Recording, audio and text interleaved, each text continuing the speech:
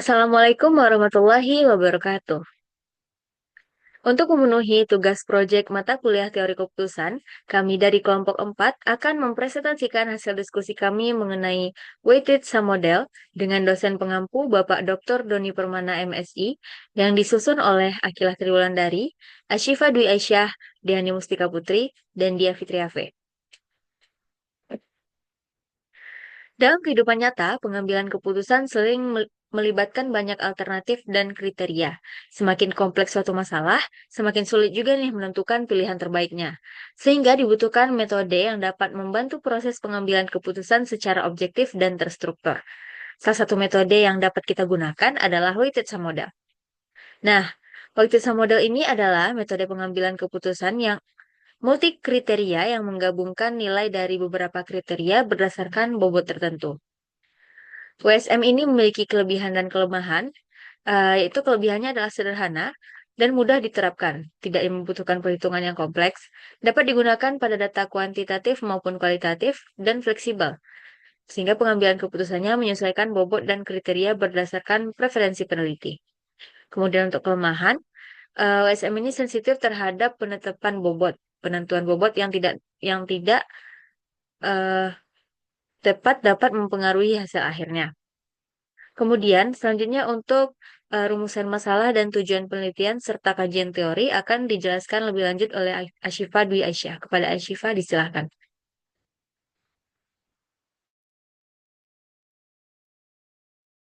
Baik, terima kasih kepada moderator.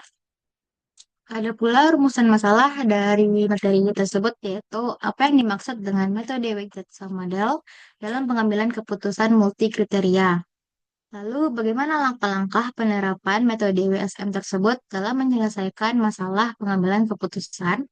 Bagaimana cara menghitung skor akhir dalam metode weighted sum model itu? Dan bagaimana cara menginterpretasikannya? Lalu bagaimana metode weighted sum model itu membantu menghasilkan keputusan yang objektif dan adil?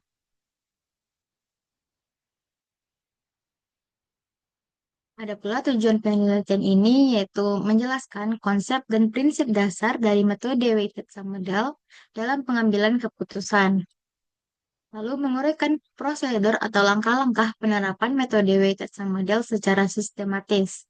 Lalu menghitung dan menganalisis hasil skor dari alternatif-alternatif berdasarkan kriteria dan bobot yang telah ditentukan. Lalu ada pun mengevaluasi kelebihan metode weighted sum model tersebut dalam menghasilkan keputusan yang rasional dan terukur. Nah, ada pun kajian teori dari metode weighted sum model tersebut.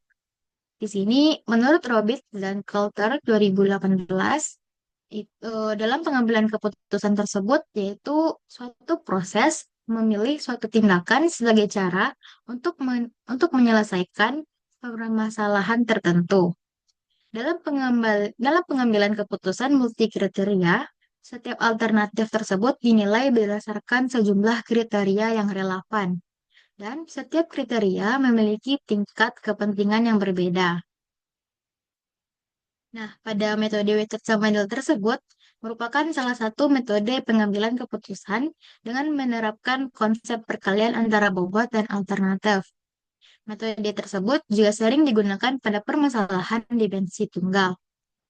Jika terdap, eh, jika terdap, hmm, jika terdapat M dan N kriteria, jika terdapat M alternatif dan N kriteria, maka alternatif terbaik tersebut dirumuskan sebagai berikut, di mana rumusnya itu AJWSM mean score sama dengan sigma dari J sama dengan 1 sampai N, WJ, XIJ. Untuk I sama dengan 1 tentu 2, 3 sampai M, dan merupakan nilai dari alternatif terbaiknya.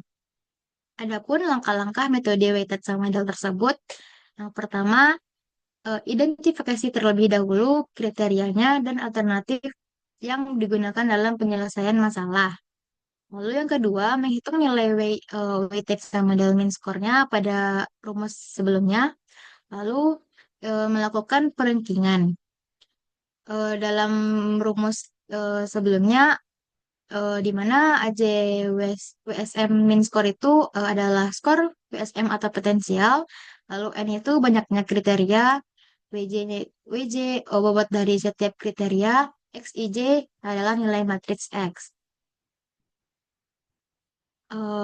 Berikut adapun penetapan bobot ketika setiap alternatif diberi nilai pada skala 1 sampai 5 yang mencerminkan tingkat pemenuhan terhadap masing-masing kriteria, di mana untuk mengurangi subjektivitas dalam penilaian dan menentukan bobot kriteria secara objektif, maka digunakan metode yaitu pembobotan entropi,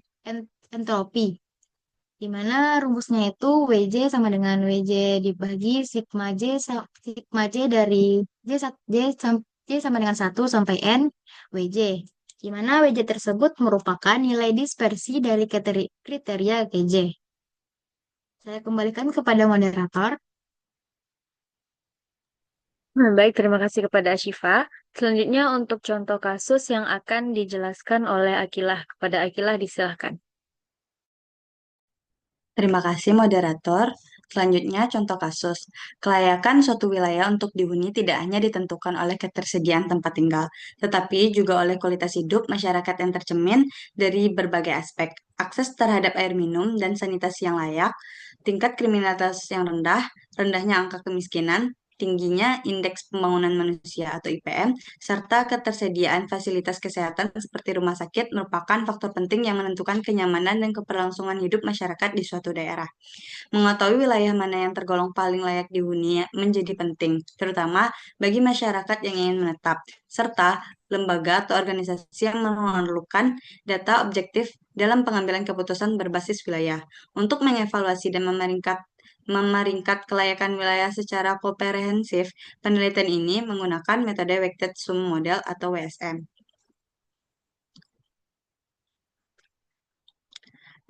Pada penelitian ini bertujuan untuk menentukan kabupaten atau kota paling layak dihuni di Provinsi Sumatera Barat tahun 2023 berdasarkan kriteria-kriteria sebagai berikut, di mana kriteria pertama yaitu ketersediaan air bersih dengan bobot 0,2, terus kriteria kedua ketersediaan fasilitas sanitasi dengan bobot 0,15, kriteria ketiga jumlah kejahatan dengan bobot 0,15, kriteria keempat tingkat kemiskinan dengan bobot 0,15, kriteria kelima indeks pembangunan manusia dengan bobot 0,25, kriteria keenam yaitu jumlah rumah sakit dengan bobot 0,1. Dalam penelitian ini, data alternatif yang digunakan meliputi 19 kabupaten kota yang ada di Sumatera Barat.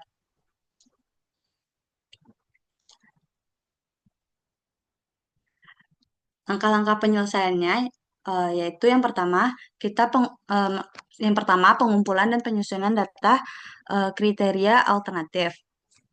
Setelah nilai bobot kriteria dan data alternatif ditentukan, kumpulkan data nilai kriteria untuk masing-masing alternatif wilayah untuk dihuni. Selanjutnya yaitu kita menghitung nilai WSM score. Dengan cara menghitung skor akhir untuk setiap alternatif berdasarkan bobot yang telah diterapkan pada masing-masing kriteria. Skor akhir diperoleh dengan menjumlahkan hasil perkalian antara nilai masing-masing kriteria dengan bobotnya. Dapat dilihat pada alternatif pertama yaitu nilai bobot yang pertama yaitu 0,2 dikali dengan nilai alternatifnya ditambah dengan nilai bobot ke 2 yaitu 0,15 dikali nilai alternatifnya seterusnya sampai nilai bobot kriteria ke-6 sehingga dijumlahkan hasilnya yaitu 51,3005. Kita hitung sampai alternatif ke-19. Setelah kita menghitung nilai WSM skornya berdasarkan nilai alternatif, kita melakukan perankingan. Karena di sini kita ingin melihat wilayah yang paling layak dihuni, maka kita lakukan perankingan dari yang terbesar hingga ke terendah. Nilai yang paling terbesar hingga yang ke terendah. Sehingga berdasarkan hasil perhitungan menggunakan metode WSM, Kota Padang memperoleh skor tertinggi yaitu sebesar 524,08 25 dan dianggap sebagai wilayah paling layak dihuni di Provinsi Sumatera Barat pada tahun 2023. Sebaliknya, Kabupaten Kepulauan Mentawai memiliki skor terendah yaitu 51,3005 sehingga dianggap sebagai wilayah yang paling membutuhkan perhatian dan peningkatan kelayakan hunian berdasarkan kriteria yang telah ditetapkan.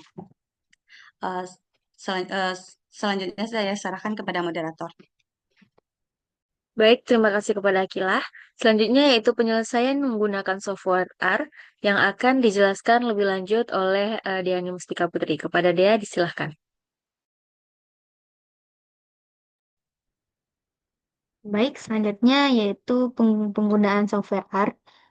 Kita dapat menggunakan software R ketika kita memiliki alternatif dan kriteria yang banyak. Sehingga ketika menggunakan perhitungan dengan manual, itu tidak akan efektif dan perhitungannya juga akan kompleks. Sehingga kami memberikan solusi untuk menggunakan software R atau bisa juga dengan software lain untuk mengolahnya. Namun di sini kami akan mencobakan mengolahnya dengan software R.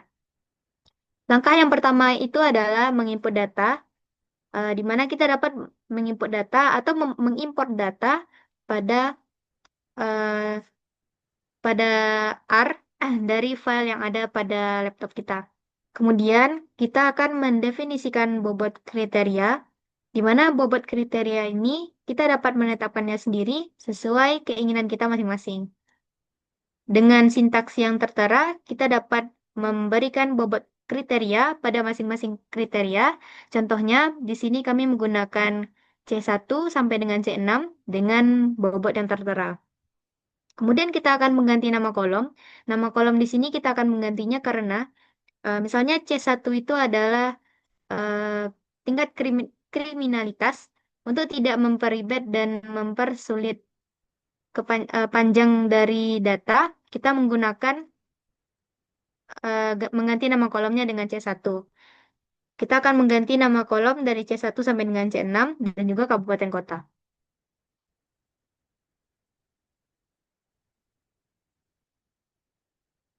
Kemudian kita akan langsung menghitung WSM score dengan sintaks data $WSM score with data sampai dengan seterusnya. Kita akan mendapatkan nilai WSM score untuk masing-masing kriteria.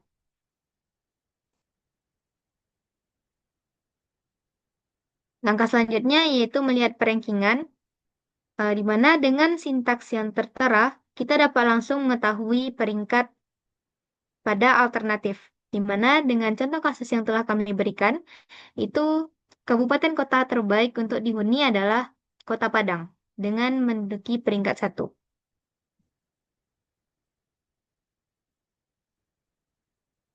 Dari penggunaan software R tadi, tentu akan memudahkan kita dalam menghitung WSM tanpa menghitungnya secara manual. Masuk pada kesimpulan dari materi yang telah kami paparkan. Yang pertama itu WSM. WSM merupakan salah satu metode pengambilan keputusan multikriteria yang sederhana namun efektif digunakan. Langkah-langkah penerapan WSM meliputi yang pertama, identifikasi kriteria dan alternatif. Yang kedua, pemberian bobot pada masing-masing kriteria sesuai tingkat kepentingannya. Yang ketiga, pengumpulan data nilai kriteria untuk setiap alternatif.